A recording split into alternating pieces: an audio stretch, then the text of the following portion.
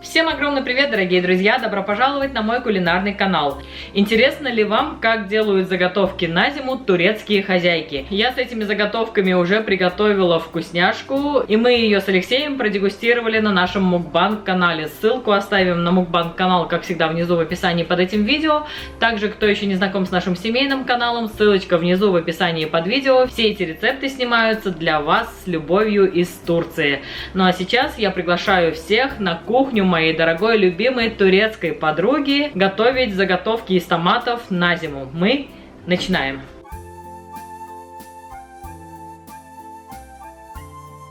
Итак, друзья, сегодня снимаем рецепт соуса из томатов. Вот такое количество томатов. У нас здесь 4 килограмма. В общем, взяли мы 4 килограмма помидоров. Сначала наша подруга их чистит вот таким способом. В кипяток, как мы привыкли, не опускает.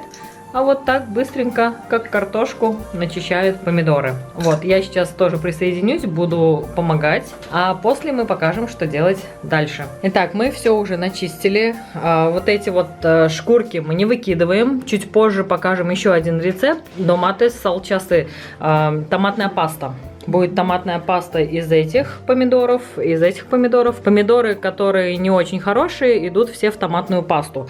И шкурки тоже идут в томатную пасту. Очищенные помидоры хорошие мы разрезаем теперь вот таким образом на кубики.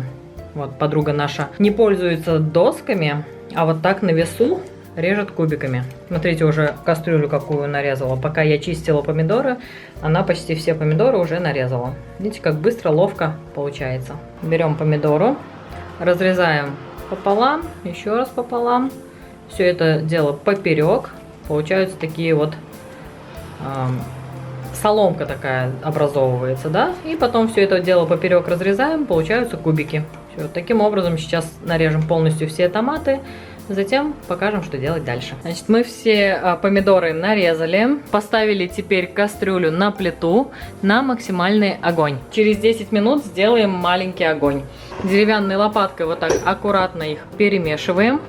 Дальше мы солим наши томаты. 2 столовые ложки соли. Аккуратно перемешиваем. Стараемся кубики не разрушать. Прошло 10 минут, и мы уменьшаем газ до среднего. Варим уже в течение 25 минут наши томаты при умеренном кипении на среднем огне. Скоро уже будем выключать через буквально 5 минут.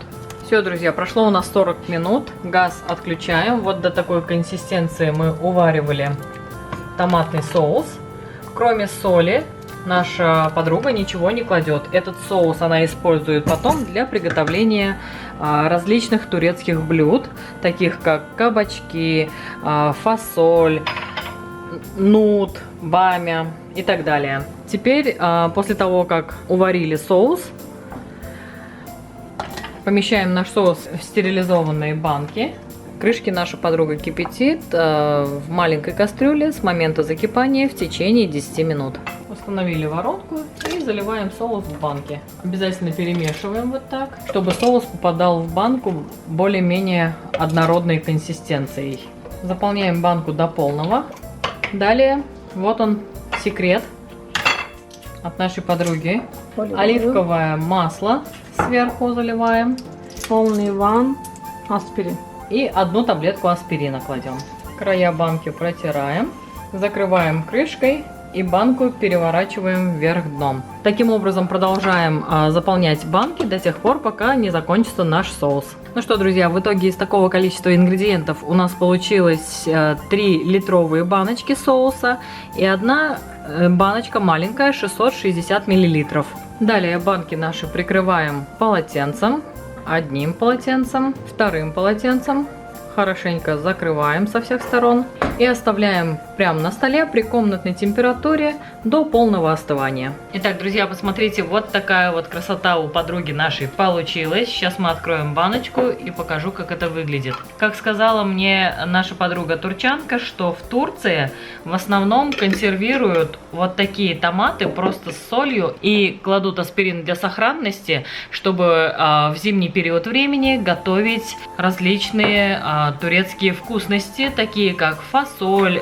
У них в заморозке всегда есть свежая фасоль зеленая, стручковая. Потом фасоль в зернышках они тоже раскрывают, все это ошпаривают и замораживают. Плюс вот эти консервированные томаты, и в зимний период времени они готовят ту же самую их любимую фасоль, но с консервированными томатами. Поэтому из этих томатов можно приготовить абсолютно любое блюдо. Сегодня я буду готовить из нее фасоль. Я просто обжарю лук до золотистого цвета, добавлю вот эти томаты, положу туда фасоль и буду тушить. В конце добавлю специи. Будем с вами дегустировать. Чуть позже покажу, что у меня получится. Также эти томаты можно добавлять в наши русские блюда, такие как жаркое, борщ, да куда угодно. Ну что, друзья, посмотрите, вот такая аппетитная фасоль у меня получилась из томатов, которые закрывала на зиму моя подруга турчанка. Посмотрите, как это аппетитно выглядит. Из специй я положила по чайной ложке кориандра, зиры, молотая у меня зира, соль по вкусу и треть чайной ложки черного перца. Вот такая красота и вкуснота у меня получилась.